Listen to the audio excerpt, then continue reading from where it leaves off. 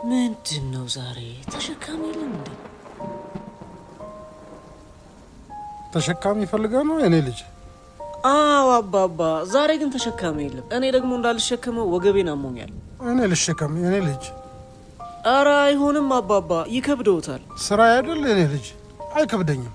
አረ ከነጋ ምንም አልሰራውም። እባክህ ፍቀድልኝ የኔ ልጅ ካሉ እሺ።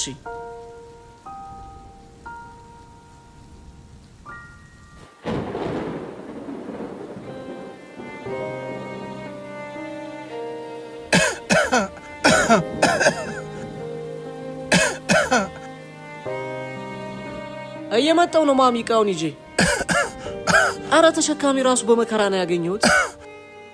አትክልት ኮትኳች እኔ አለሁ የኔ ልጅ። እኔ ኮተኩታለሁ። ይችላሉ መኮትኮት? አዎ ጌታዬ እችላለሁ።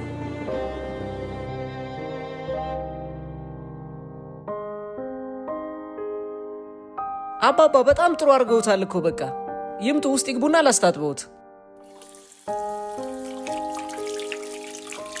ስለዚህ መልሱ ይሄ ነው ማለት ነው። እሱ ጋር ተሳስተሃል ልጄ።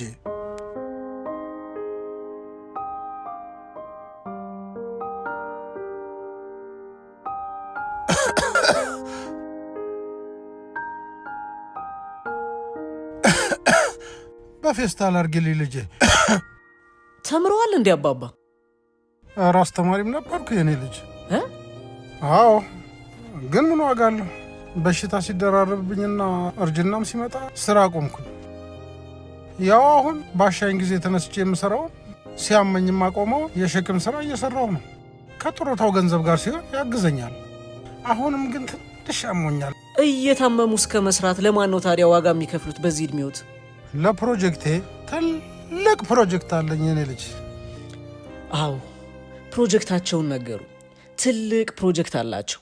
ምናልባት የዓለም ሀያል ሀገራት ለከባባድ የጦርነት ፕሮጀክቶች፣ ለትልልቅ ስፖርታዊ ውድድሮች ከሚያወጡት ገንዘብ በላይ ሳይሰስቱ የሚያወጡለት ትልቅ ፕሮጀክት አላቸው።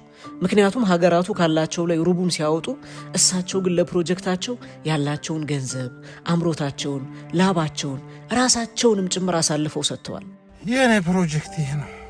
ችግሩ ግን ልጄ ስንት ዋጋ የተከፈለለት ፕሮጀክት መሆኑን አለማወቁ ነው።